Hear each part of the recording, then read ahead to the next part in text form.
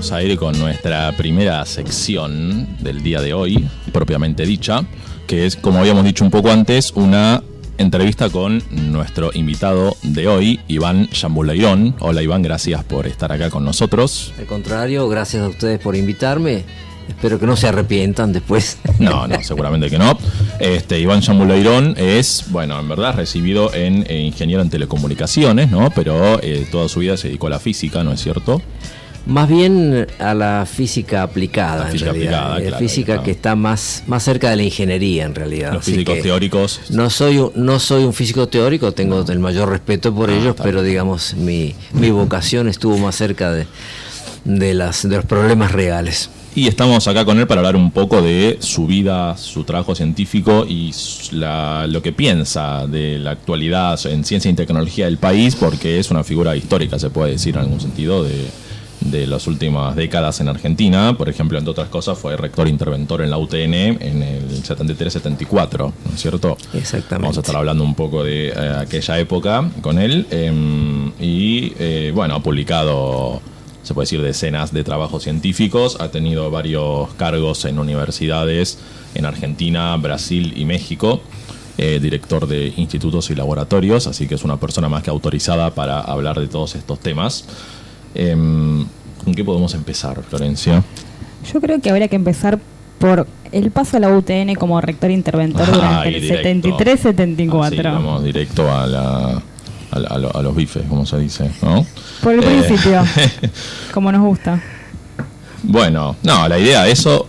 Sí, vamos ahí. Bueno, la idea es, para empezar, bueno, justamente fuiste nombrado rector interventor de la UTN en el año 73, ¿no es cierto? ¿Cómo recordás tu paso?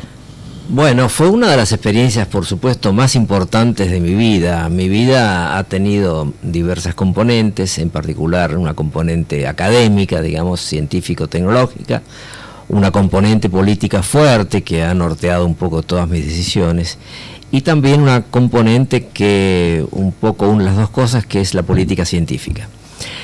Lo de la UTN fue un hecho para mí inesperado y fundamental, porque yo regresé a la Argentina después de vivir muchos años en Europa en 1971 y comencé a militar en agrupaciones, digamos, peronistas, de gente que se reunía para lo que se llamaba preparar los planes del gobierno que se viene. Sabíamos que seríamos gobierno en algún momento y participé en todas esas actividades de discusiones. En particular, yo participé en la discusión de la nueva ley de telecomunicaciones que queríamos sancionar. Bueno, y en todas las manifestaciones, irlo a buscar a Perón un par de veces, ir a San Andrés de Giles para el lanzamiento de la candidatura del tío, en fin, todas las cosas que los militantes jóvenes en aquella época hacíamos. Y un día me llamaron por teléfono que el ministro Jorge Tayana quería hablar conmigo, y ahí me apersoné al Ministerio de Educación y me ofreció ser rector interventor de la UTN. Y francamente, él me preguntó, ¿qué le parece? Y yo dije, ministro, me parece una barbaridad, porque yo ni sé lo que es la UTN. Seguramente en el movimiento hay gente mucho más capacitada y dispuesta para aceptar esta difícil tarea. Y el ministro dijo, en el movimiento hay muchísima gente que aceptaría este y cualquier otro cargo, pero esos no me interesan, quiero que sea usted. Entonces no tenía mucho que discutir en relación a eso. Me imagino que algún pergamino igual tenías, ¿no? Algún antecedente. Tenía yo un pergamino, digamos, yo me había graduado, había estudiado ingeniería en La Plata, había estudiado también filosofía, había estado un año haciendo estudio de posgrado en Holanda, en un instituto internacional, había trabajado en la industria en Francia, había hecho un doctorado en física en la Universidad de París, o sea, y había montado un laboratorio de investigación tecnológica en lo que en aquel momento se llamaba el Observatorio Nacional de Física Cósmica en San Miguel, que era de los jesuitas, pero que también funcionaba en acuerdos con una Comisión Nacional de Estudios Geológicos que Mariano Castex, sacerdote jesuita, en aquella época le había vendido a Onganía y habían montado eso. En realidad fueron ellos los que me fueron a ofrecer trabajo para que montara un laboratorio estando yo en París. Así que tenía, digamos, pergaminos, digamos, no sé si más que otros, pero algunos tenía. Cuando decís el movimiento, ¿en qué exactamente nos referimos? ¿La JP o el qué movimiento es, digamos, yo, a ver, nunca estuve encuadrado, digamos así, oficialmente estaba en lo que se llamaba la tendencia, es claro, decir, lo que era la gran izquierda del peronismo, que agrupaba a todos aquellos que querían un ayornamiento y también un gobierno que superase todos los desastres que había dejado la dictadura militar en términos de desarrollo social. O sea, esa era mi definición de alguna manera. Cuando fue el nombramiento, ¿bajo qué gobierno era? ¿La primavera camporista o ya con Perón? No, yo asumía pocos días después de asumir Cámpora. Y después ahí me dediqué a investigar a UTN, tenía asesores. Claro, era una tarea difícil porque además en ese momento yo tenía la suma del poder público, como se llama así. Era el cargo de rector más el de consejo universitario. Rector interventor, Rector ¿no? interventor con todas las atribuciones de consejo universitario, por lo que evidentemente las decisiones tomadas eran con fuerza de ley. No había instancias que pudieran debatir o corregir errores que se cometiesen. Mayor responsabilidad, por tanto. Y bueno, quedé allí. Cuando subió Perón, seguí y en realidad dejé de ser rector interventor cuando se aprobó la ley universitaria el 31 de marzo de 1974. Por lo tanto, estuve unos 10 meses al frente de la institución, con muchas realizaciones, espero. ¿Cómo cuáles, por ejemplo? ¿Qué recordás? Bueno, empezar a darle a la UTN. Nuestro lema era de la universidad de los estudiantes que trabajan a la universidad de los trabajadores que estudian.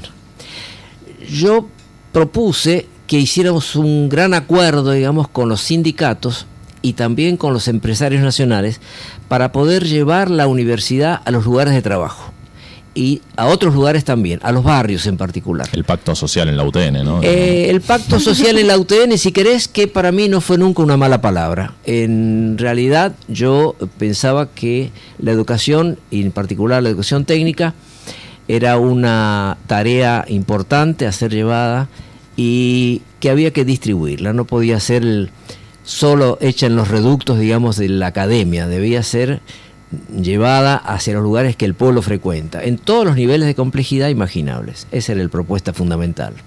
Ahora, ¿y cómo fue de pronto tener un cargo de relevancia política en un momento político tan convulsionado con alguien que entiendo que no tenías hasta ese momento experiencia en cargos de política científica? ¿Cómo fue de pronto lanzarte ahí o no lo sentiste tan así? Bueno, fue digamos, sorprendente. Yo tenía 35 años en ese momento, era el rector más joven de la Argentina, y en una universidad que no era una universidad cualquiera, una universidad que estaba distribuida por el país. Teníamos 24 facultades regionales y anexos, y en 9 provincias había que visitar a todo el mundo.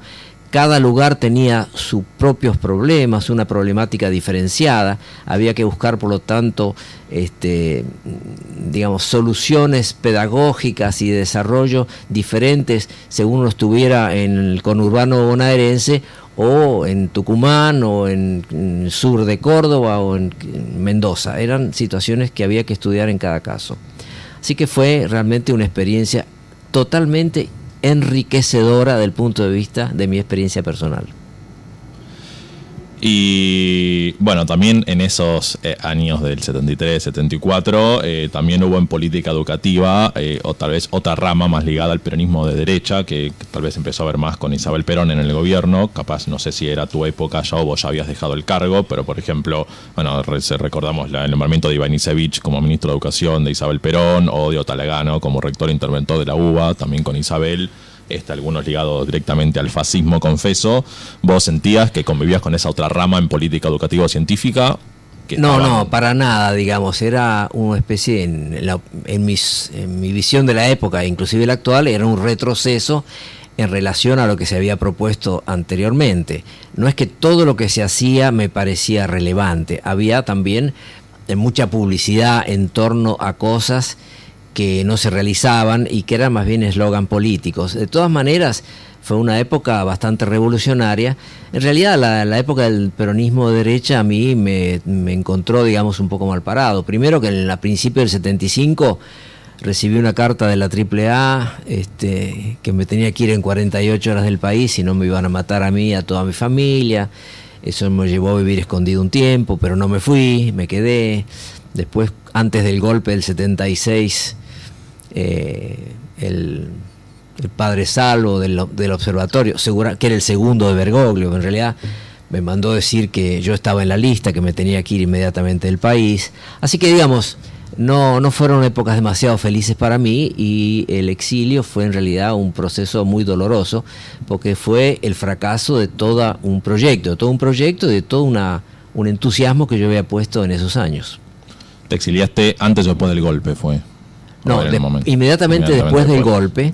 Yo no era quizás un pez demasiado gordo, no estaba entre las primeras prioridades, pero el aviso tenía muchos visos de seriedad, por lo que, digamos, en el Colegio Máximo, al lado de donde yo trabajaba, se hacían reuniones con altos mandos y demás. O sea, yo decía, si la noticia que me tengo que ir viene de alguna parte, viene de ahí, y no me equivocaba probablemente.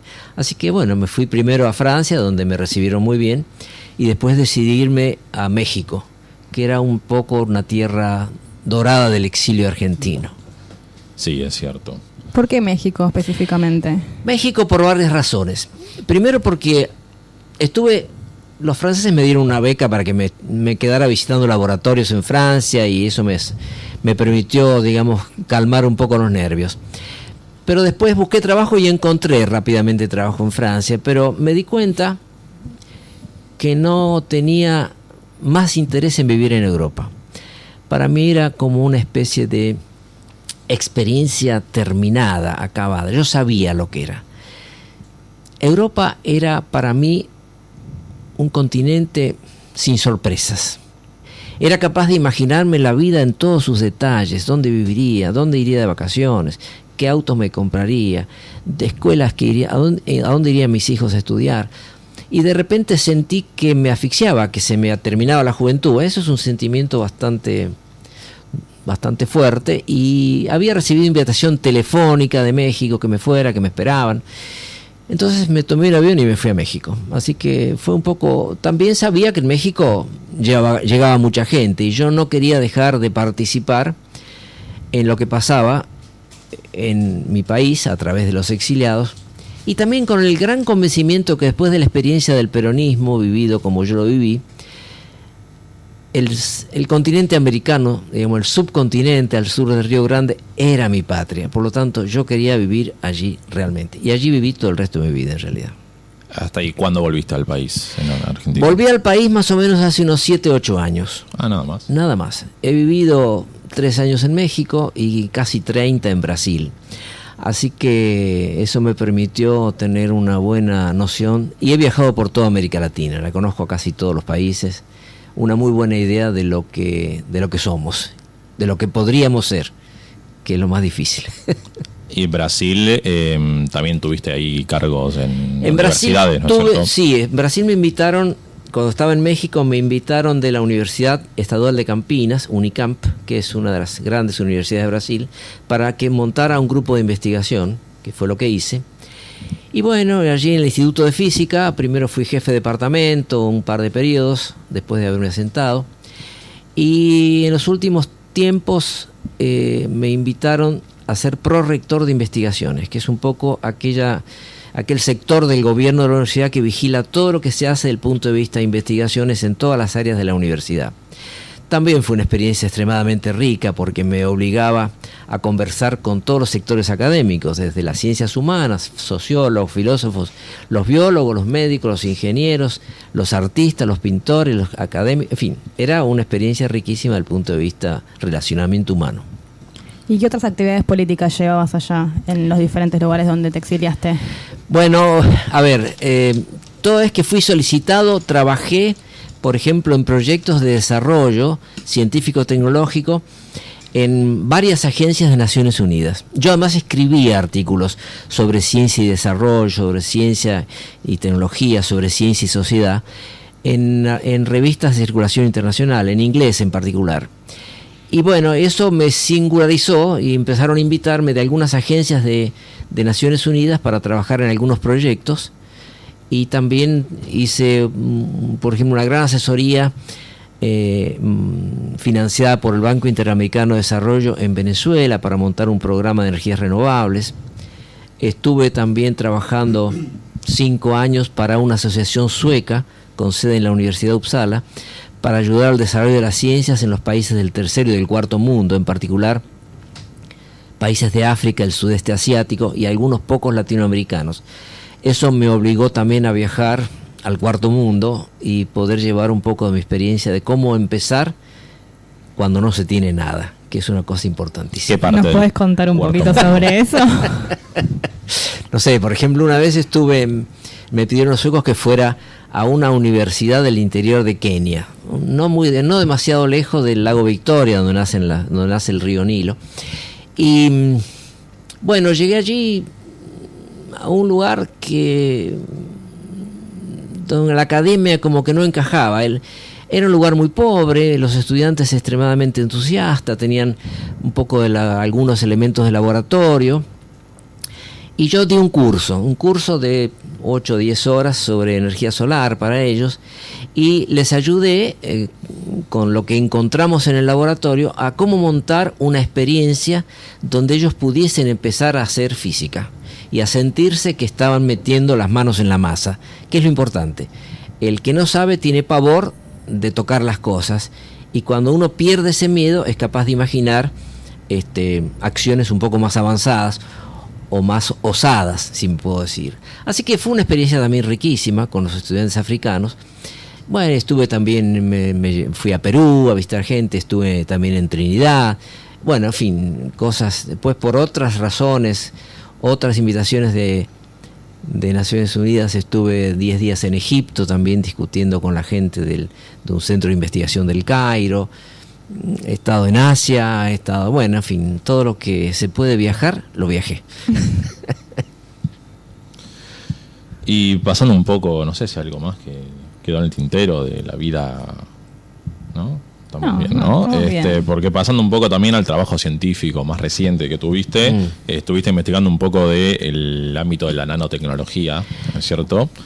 Menos, yo sé, la nanotecnología no ha sido muy fuerte. He tenido contactos con la nanotecnología. Majul Condolina que le dice. ¿Tocas el piano, no? No, nada que ver. No. He tenido contactos con la nanotecnología. En realidad, mi experiencia de muchos años ha sido las energías renovables y ciencia de materiales, en particular materiales que tienen interés en el área de electrónica, las celdas solares en particular, que transforman la energía de radiación solar en electricidad, y fue eso lo que estuve haciendo también asesorando al INTI. Lo del INTI fue totalmente casual también, a través de un artículo que Enrique Martínez, que había sido compañero mío de militancia en los años 70, publicó en La Nación sobre el campo y la soja. Yo le escribí un mail desde Brasil, nos reconocimos y me dijo, vean, Iván, cuando vengas a Buenos Aires, vení a verme, y ahí él me embarcó que por qué no le ayudaba a montar un grupo de energías renovables. Y bueno, en eso trabajé, lo asesoré, estuve ahí 4 o 5 años. Eso después que volví a Argentina me dediqué más. Pero cuando salió Enrique me fui yo también. ¿Y cómo ves actualmente el tema de las energías renovables en Argentina? Mira, yo creo que es mucha conversación, mucho ruido y pocas nueces, como se dice. En desarrollo. Sí, por ejemplo, es bien país, sabido, ¿no? Desde hace 50 años o más que se dice que la Argentina tiene un enorme potencial, por ejemplo, en generación eólica. Se habla, pero curiosamente es uno de los países que menos generación eólica tiene, a pesar de tener el viento de la Patagonia, el viento de la Patagonia, que es como una especie, digamos, de yacimientos petrolíferos de toda la Arabia Saudita en términos de potencialidad. Se juntan muchos intereses, intereses contradictorios, siempre hay contrarios que se enfrentan alrededor de las energías renovables. Hay gente que no le gusta, hay gente que le gusta, pero en realidad se ha hecho poco para el potencial que tiene la Argentina, esa es la verdad. Y energía solar también muy poco, perdón. No, perdón, cuando hablamos de energías renovables decimos energía eólica, energía solar, represas hidroeléctrica, por ejemplo, básicamente, exactamente. ¿Y qué más? Bueno, geotermia también, en fin, pero esencialmente eólica y solar. Claro, la hidroelectricidad es fundamental, sobre todo los pequeños aprovechamientos de hidroelectricidad que están muy poco explotados en la Argentina.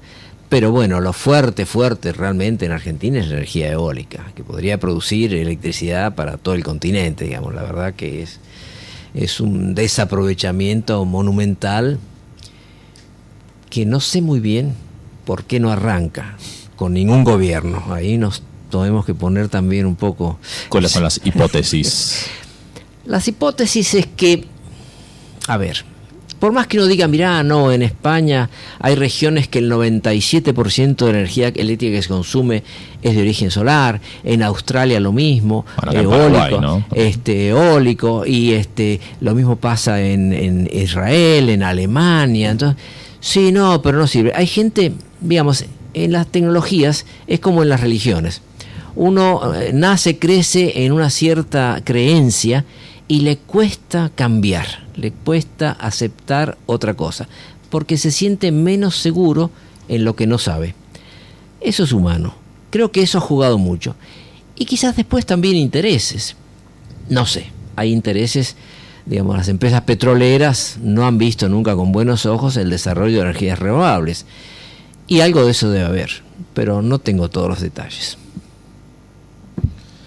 Y a futuro, ¿qué rol van a cumplir las energías siendo, bueno, la cuestión de la contaminación ambiental, el agotamiento del petróleo en las próximas décadas? ¿Qué rol esperás o deberían tener las energías renovables? Mira, mi impresión, en función de lo que ha pasado en las últimas décadas, es que estas energías crecen inexorablemente. No hay manera de detener el progreso, porque en muchos países del mundo, aunque no en la Argentina, se trata de aprovechar todo lo que pueda generar energía, que es una demanda creciente de la humanidad, sin destruir el planeta, el único que tenemos por ahora, con contaminación que afecta el clima. Así que es imparable. En algún día nosotros también despertaremos y empezaremos a hacer nuestra parte, sobre todo porque en energía eólica en particular, la Argentina hizo un desarrollo tecnológico importantísimo de grandes aerogeneradores. Conozco por lo menos 2 casos. Los aerogeneradores de 5 megawatts o de 4 megawatts que desarrolló IMSA, la empresa de Pescarmón en Mendoza, que estuvieron funcionando. Hicieron ellos inclusive una fábrica en Brasil para producirlos en Brasil. Pero es una empresa privada. Es una empresa privada. Y también un desarrollo en esa dirección que hizo INVAP en Río Negro, en Bariloche, de un aerogenerador de 1,5 megawatt. En fin, ha habido un trabajo de base que supone que existen especialistas como para poder hacer, o si no, por lo menos saber comprar, que es uno de los problemas que tenemos en el tercer mundo. Bueno, vamos a tu costado literario ahora. ¡Oh! Cambiamos rotundamente de tema. Cambiemos de tema. Cambiemos de tema. ¿Cuándo se despertó tu...? Antes del Sí, cambio. de pasar al tema literario y viendo Sí. una historia muy rica, significativa y compartida. Una pregunta. Vos participaste en un proceso de desarrollo democrático álgido en la Argentina, como fue 1973-1976, después de una dictadura militar, la de Onganía Levington Lanusse, y participaste también en el tema universitario y científico en este periodo democrático de Néstor y Cristina. ¿Cómo ves esos dos procesos y cómo ves el futuro, donde vemos que hay una cierta preocupación en las políticas de este gobierno respecto al tema de educación y la ciencia? Mira, para ser sincero, a ver, ¿cómo colocamos? Mi preocupación fundamental hoy no es la ciencia pura y dura, que está muy castigada, eso es seguro, sino más bien la educación. Los gobiernos neoliberales, los gobiernos de derecha, la principal tarea que se proponen en general es eliminar, deteriorar la educación pública, en particular las escuelas públicas, que fue el orgullo de la Argentina desde la ley 1420 en 1884. ¿Por qué eliminar la escuela pública? Porque es formadora de democracia la escuela pública, y por lo tanto no es conveniente tener un pueblo que sabe mucho, al contrario de lo que predica el peronismo, que hay que tener un pueblo muy educado. Entonces, digamos, no tengo todos los detalles de lo que está pasando en el ambiente científico hoy, pero sí estoy muy atento a lo que pasa con la educación pública, y eso me parece absolutamente desastroso y más calamitoso. No sé si eso responde a tu pregunta. Sí, yo soy de Río Negro, de Bariloche, los últimos 10 años. Y bueno, ahí vos sabés que hay un desarrollo técnico y una presencia de hombres científicos muy importante. Y respecto a las empresas que tiene el Estado, hay todo un proceso de casi de degradación del tema científico, de privatización. Fíjate que se paró el tema del tercer satélite, ¿no? En el ARSAT. Y bueno, ese era un tema que yo veo en este gobierno, una tendencia a eliminar todo el desarrollo tecnológico que se alcanzó o que se impulsó en esos años. Pero tengo otra preguntita. Para un hombre que ha recorrido América Latina y el mundo, en ese periodo de América Latina, distinto a la década nuestra del 70, que eran todas dictaduras militares, acá había gobiernos nacionales y populares, ¿se avanzó algo en el tema científico en común? ¿Se avanzó algo en la integración en el tema educativo en común en América Latina? Mira, es una pregunta difícil de responder. Yo no sé de todas las áreas, pero yo diría, en función de la potencialidad, se avanzó poco. En otras palabras, la integración que hemos tratado de hacer, por ejemplo, con Brasil, ha sido integración que ha estado más en manos de las multinacionales que de proyectos políticos nacionales. Entonces, ¿quién hace más heladeras? ¿Quién hace más autos? ¿Quién vende menos zapatos? ¿Quién vende más telas? De alguna manera no ha sido la integración latinoamericana no ha sido, como debería haber sido, un tema de debate público desapasionado para ver qué podemos hacer y cómo podemos sortear los conflictos que existen de intereses legítimos entre un país y otro. Eso no se ha planteado nunca, que yo sepa, en estos términos. Yo traté de hacer algo en esa dirección con un fracaso rotundo y después no. ¿Desde qué lugar? Bueno, ¿desde qué lugar? Digamos, yo en Brasil hice una experiencia muy interesante cuando estaba en la prorectoría de investigación de la universidad. Convoqué un grupo de 8 colegas de todas las áreas, humanas, tecnológicas, biomédicas y artísticas, a juntarnos para hacer un debate sobre la universidad. Era toda la gente top, digamos, en su área. No fueron elegidos por... ¿De una sola universidad? De una sola universidad. Era la que yo tenía posibilidad de convocar. Y nos pusimos a debatir una cosa que no se había hecho nunca en la universidad, ni en otras universidades brasileñas tampoco, sobre la educación, la universidad, los tremendos problemas que tiene Brasil en el área de educación. Y fue una experiencia muy rica porque, sin ser partidaria, llamaba gente muy, digamos, muy ilustrada en su área. Demoramos unos 3, 4, 5 meses en aprender un lenguaje común que nos permitiera comunicarnos entre nosotros. Pero después trabajamos mucho, hicimos muchas propuestas sobre la universidad, sobre cómo llegar a la sociedad. Las universidades en Brasil son más elitistas que acá, cómo llegar a la población. Curiosamente, las universidades más cerca de la población en Brasil son las privadas, no son las públicas. Y en función de esa experiencia, que se llamaba un fórum de discusión universitaria, se me ocurrió a mí que sería interesante, una vez que se ha decidido en Brasil y en Argentina, que son 2 países que son aliados estratégicos, se me ocurrió a mí, ¿por qué no hacer una experiencia del tipo, convocar gente representativa de la sociedad, no necesariamente partidaria, representativa de la sociedad, que se pusiera a debatir un poco qué esperamos nosotros de la integración del Mercosur, por ejemplo? ¿Cómo vemos la relación, no tapar agujeros, cómo vemos desde Argentina la relación con Brasil de aquí 20, 30 años? ¿Qué esperamos? Y yo, donde fui a conversar, propuse hacer un esfuerzo parecido en Brasil. Yo conocía gente bien colocada en ministerios, tratar de montar un grupo parecido. Y cada tanto, 6 meses, 8 meses, encontrar las dos partes. A ver qué es lo que había pensado cada uno, los de allá y los de acá. La idea no era encontrar soluciones, sino si uno convoca gente que es representativa de la sociedad, tiene la posibilidad de iniciar el debate social, es decir, provocar a la población con artículos periodísticos, audiciones radiales, entrevistas televisivas, para que se instale el problema de cómo pensamos nosotros que va a ser la integración en América del Sur, que la sociedad comience a participar en ese debate, que todavía no ha comenzado. La gente mira el Mercosur como una entidad incomprensible, no sabe si es bueno, si es malo, ni qué beneficios puede traer. O sea, ahí fracasé. Estuve en el Ministerio de Economía, en Cancillería, estuve, bueno... En Brasil. Acá. ¿Por qué? ¿En qué gestión? En las gestiones que nos gustan. Está bien. Entonces, bueno, la incomprensión alcanza a mucha gente, inclusive a nuestros amigos y compañeros. Pero bueno, ¿qué va a hacer? Básico, fundamental, además, porque hay una metodología, una propuesta que yo acuerdo totalmente.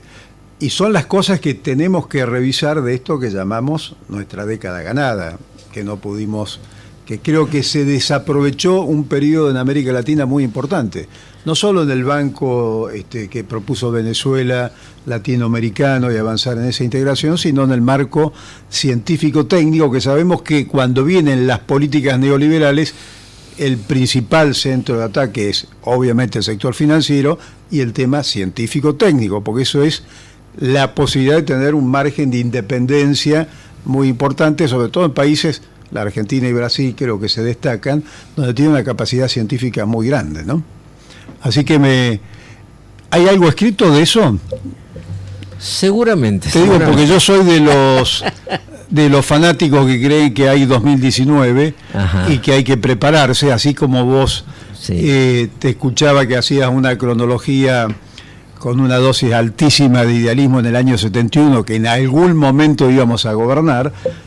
Bueno, creo que en algún momento vamos a volver a gobernar y estos temas hay que profundizarlos, y si tenés esa experiencia, casi te diría, te reto acá en público que tenés que aportarla, bueno, que es fundamental para el 2019, ¿no? El próximo ministro de Ciencia y Tecnología de la Nación, así que Barañao, acá y a lo mejor no está Jorge Tayana padre, pero está Jorge Tayana hijo, así que se le puede repetir la historia. Bueno, en fin, no empecemos a divagar.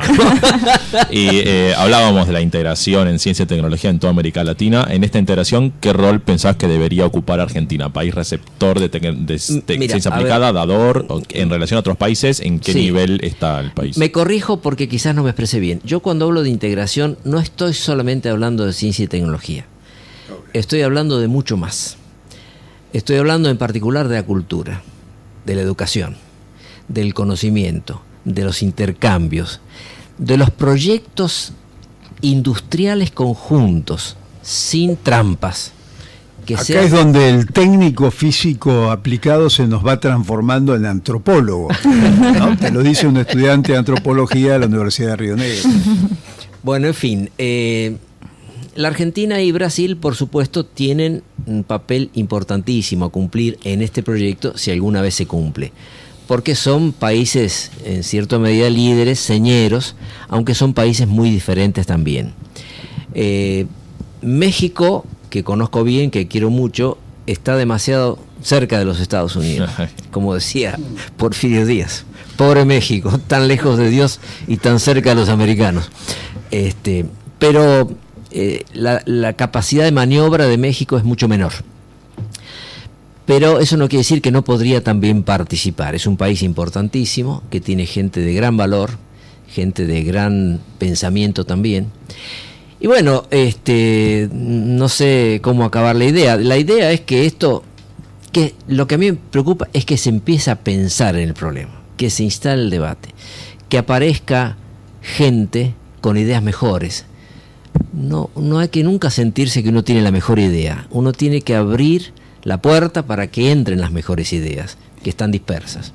Así como hay que hacer educación popular, abrir la educación a todos los sectores, porque eso sí, lo he escrito muchas veces, hay tanta inteligencia dispersa en las villas miserias como en los colegios privados de mayor costo que tiene la ciudad de Buenos Aires.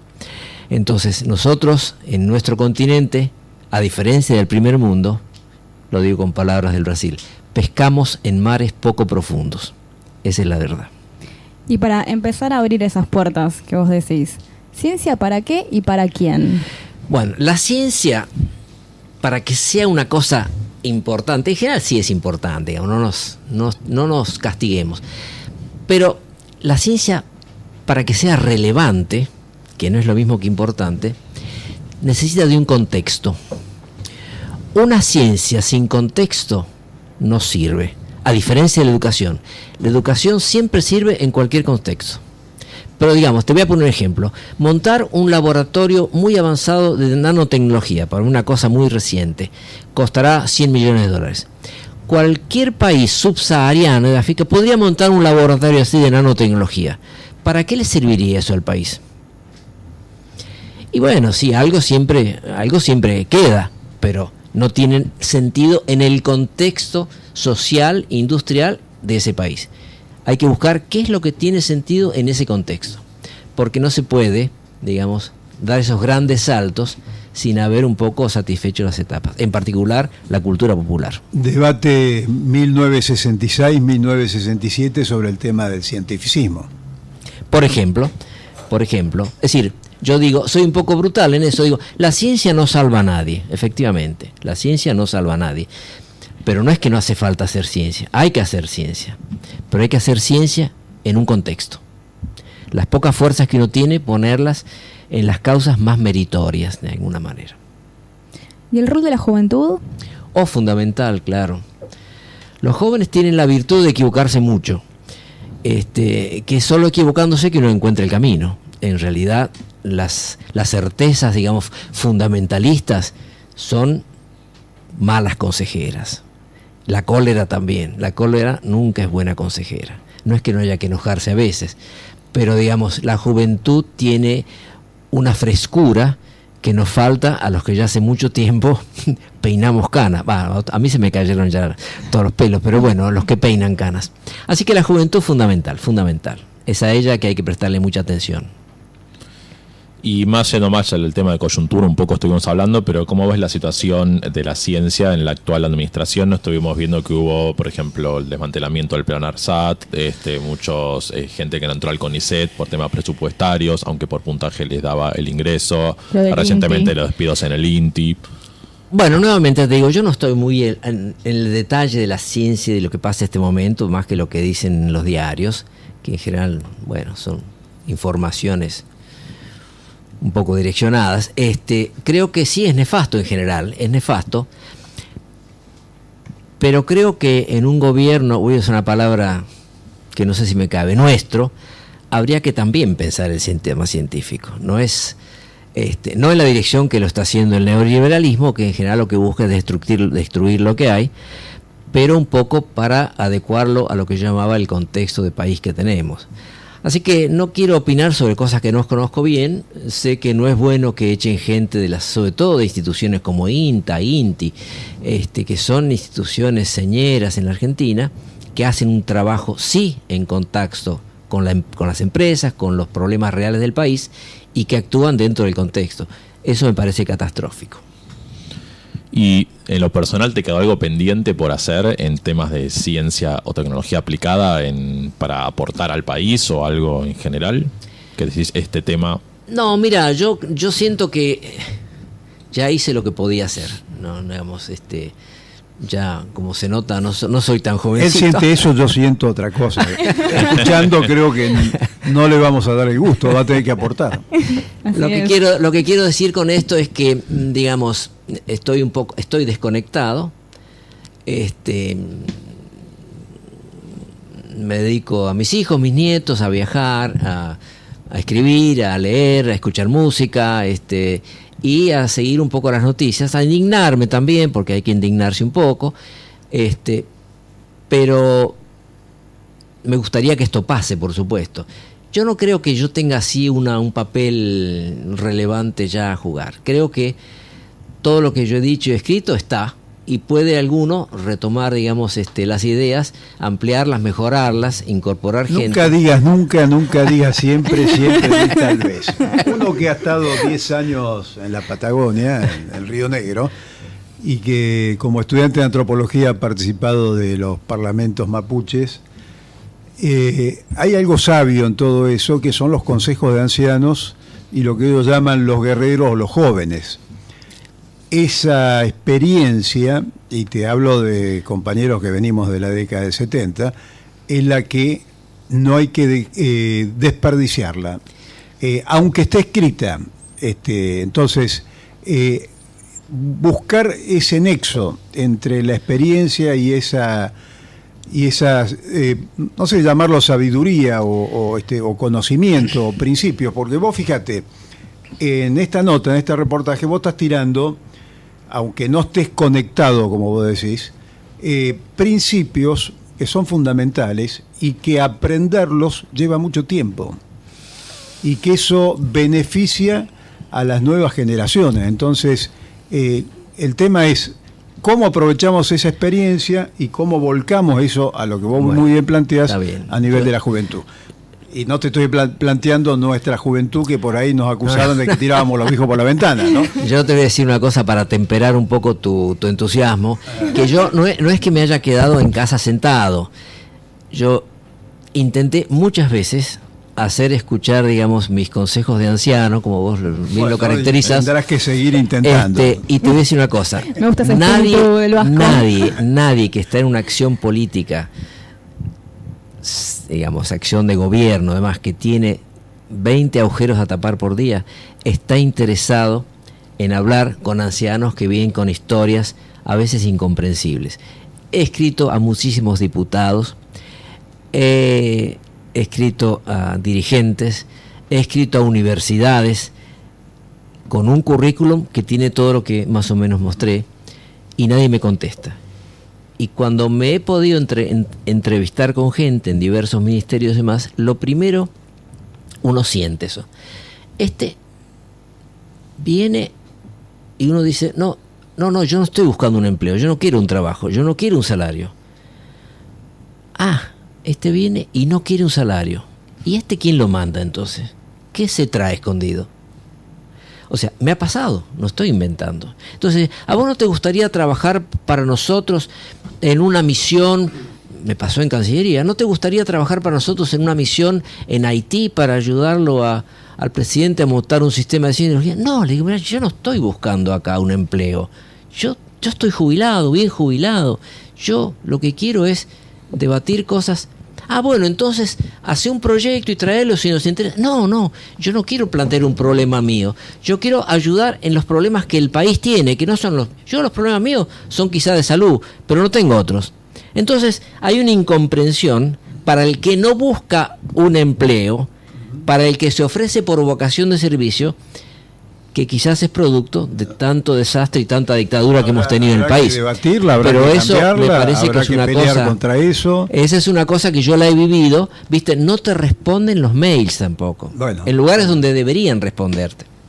Es triste, pero es así. Bueno, eso entre compañeros, por supuesto. Hay que cambiar eso, hay que seguir empujando, hay que hacerlo porque creo que hay sectores que tienen otra visión. Ojalá. Y cuando uno dice hay 2019, la preocupación mía, por lo menos personal, no es el hay 2019, que es una muy buena consigna, sino no perder el 2023. Entonces eso es pensar un poquito más allá, y estos temas son muy importantes. Por eso te digo que, al margen de que creo que ha habido deficiencia en nuestro gobierno nacional y popular para aprovechar esta década que existió en América Latina, creo que esta experiencia hay que volcarla para ese futuro gobierno. Tendremos que ver las formas. Sabemos que eso que vos planteás existe y es así. Lo hemos vivido cuando éramos jóvenes y también éramos incomprendidos por la dirigencia política de este país. Es verdad. Bueno, quizás nos ha tocado y de jóvenes y de viejos lidiar contra ese tema. Pero bueno, estamos estamos hechos en esa madera, como quien dice. Ojalá se cumpla todo lo que estás diciendo. No, lo tenemos que hacer. Sí, por supuesto. Lo tenemos que hacer. Y te vamos a molestar, o sea, no te vamos a dejar tranquilo, eso tenerlo claro. Después te paso el contacto. No será molestia de ninguna manera. Nos estamos quedando lamentablemente sin tiempo, Iván y Vasco, porque tenemos otras cosas que hacer en el programa. No sé si hay algo más que quieras agregar, Iván, de tu parte.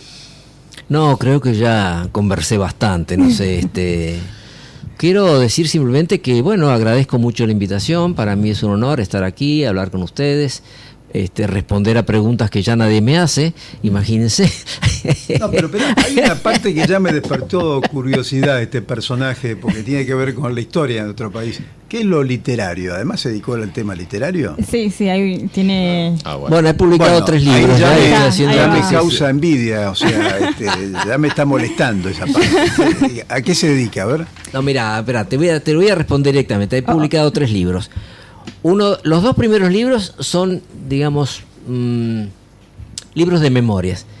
El primero es un libro que escribí sobre mi infancia, mi familia, que es una mezcla de gente importada, inmigrantes y gente local.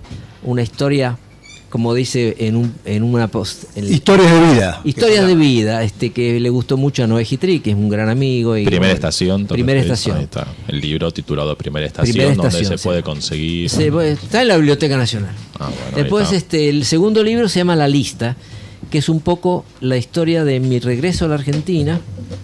No, la entrada en la universidad, mi vida en La Plata, la caída del peronismo, mi ida a Europa, lo que hice allá, mi concientización política, mi acercamiento, digamos, a lo nacional y popular, el regreso, la militancia en Buenos Aires, la UTN, las conversaciones con el ministro, los proyectos, e inclusive he reproducido la carta que me mandó Perón. ¿Qué editorial? Ese es Libre Editores. En la lista hasta reproduje una carta personal muy linda que me mandó Juan Domingo Perón, presidente de los argentinos, felicitándome por el proyecto de transformación que yo estaba elaborando para la Universidad Tecnológica. Y se acaba, el libro sigue después, el exilio, en Francia, y el exilio en México. Y ahí se acaba. Cuando llego a Brasil ya no hay más en ese libro de la lista, porque yo trabajé para dejar de ser un exiliado. Quería ser nuevamente un constructor. Claro. Y el exilio es remover demasiado el pasado. A eso nos dedicamos durante 3 años en México, con muchos compañeros que estaban allí. Y bueno, y después el último libro, que lo he dejado en la biblioteca, no sé si está catalogado, es un libro ya de historias, de cuentos, de ficción, algunos no son de ficción. Juro que lo voy a buscar pero voy a esto se llama si Vestigios y otros relatos. Ese es de una editorial que se llama Boria Stefanovsky. ¿De cuándo es? Del 16. De noviembre del 16. Y bueno, y qué sé yo, y sigo trabajando en cositas en casa, pero más para mí que para otra cosa, porque el problema que tenemos los escritores es que nadie nos lee. Pero bueno, uno tiene la ilusión de que uno sí va a zafar, pero no, somos cientos de miles que producimos. Yo digo, ¿para qué publicás? Le digo, para el próximo carnaval. Porque todos mis libros van a acabar en papel picado. Bueno, Iván, te agradecemos mucho por haber estado hoy acá. La verdad que, bueno... Un placer sí, enorme. Un placer, casi doctrinario, ¿no? En el sentido de que expresás doctrina. La verdad que escucharte también, ¿cómo decir? Nada, sabes mucho y lo sabes expresar muy bien. Así que la verdad que es un placer charlar con vos. Gracias a ustedes nuevamente. Bueno, era justamente Iván Yamuleirón con quien charlábamos. Entre otras cosas, físico, científico y ex rector de la UTN en los años convulsionados de los 70.